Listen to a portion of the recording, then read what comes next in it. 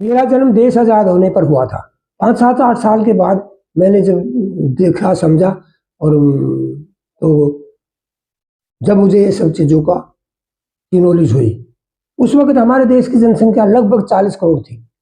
80% लोग गाँव में रहते थे, 20% लोग ही केवल शहरों में रहते थे। वो शहरी लोग क्या करते थे उसके बारे में उस ज़माने में मुझको पता नहीं था। लेकिन गाँव का कल्चर अलग था। सब अनपढ़ थे, शिक्षित कोई था ही नहीं। अगर कोई गया होगा तो 1-2 क्लास पढ़ी होगी, बाकी सब अनपढ़ ही थे लगभग। सबको खेतों में काम करना होता था। उस ज़माने का खाना भी बहुत ही स्वस्थ और मजबूत और अच्छा था, हेल्दी था। मोटा खाना भी खाते थे। किसी ने भी उस वक़्त उस ज़माने में खाली गेहूँ की रोटी नहीं खाई। आज तो 95% लोग खाली गेहूँ की रोटी खाते हैं, जबकि हमारी आयुर्वेदा कहती है कि खाली गेहूँ की रोटी नहीं खानी चाहिए, वो हमारी सेहत के लिए नुकसानदायक है। कुछ ना कुछ दूसरा आटा उसमें होना चाहिए, चाहे जौ है, चाहे चना है, चाहे जवार है, चाहे मक्का है, चाहे बाजरा है, चाहे रागी है, कुछ ना कुछ होना चाहिए। तो ठीक है, वरना खाली गेहूँ की रोटी नहीं खानी चाहिए, लेकिन चलो खाते हैं लोग, भाई हम किस-किस को समझाएँ, अब अपनी समझ है। लेकिन उस वक़्त ज़माने में सबको सुबह 4 बजे, 5 बजे उठ के खेतों में जाना होता था काम करने के लिए। शाम को अक्सर जानबूझ के घर की गृहिणी माँ या दादी जो भी मुखिया होती थी, जो भी काम करती थी, वो कुछ ज़्यादा रोटियाँ सेक के रखती थी सुबह के लिए। सुबह सबको बासी रोटी खाने को मिलती थी। खेतों में काम करने वाले को भी सुबह खेतों में बासी रोटी भेजी जाती थी, दही या लस्सी के साथ। वो भी बड़े मज़े से खाते थे। उन दिनों उस समय में दोपहर को और शाम का भोजन ही गर्म या ताज़ा मिलता था, अन्यथा सुबह सबने बासी रोटी ही खानी होती थी। मैंने भी खाई है, जब मैं प्राइमरी स्कूल में पढ़ने जाता था, तो माँ सुबह बासी रोटी में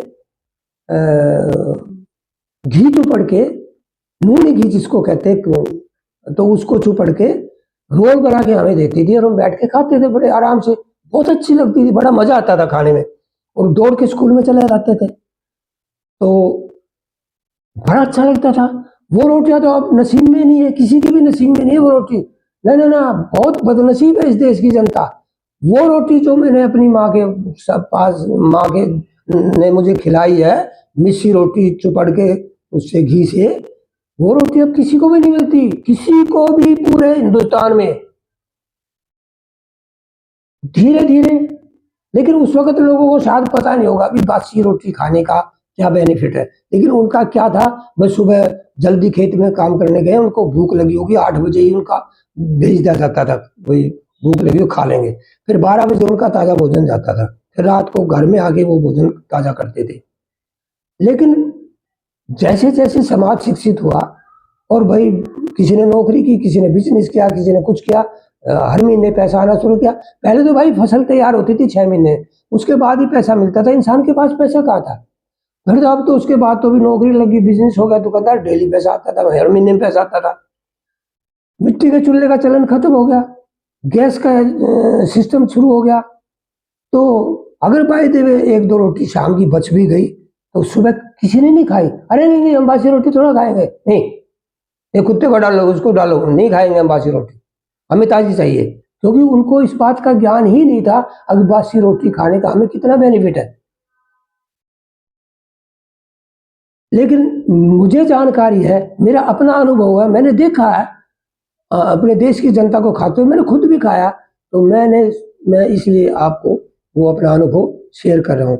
बासी रोटी, लेकिन एक बात है, गेहूँ की बासी रोटी नहीं खानी है, वो फूँक मारे उठ जाए, वो फुल्का-सा, कोई फ़ायदा नहीं होगा भाई, मत खाना वो ज़्यादा बीमार हो जाओगे और मुझे गालियाँ दोगे, वो नहीं चाहिए।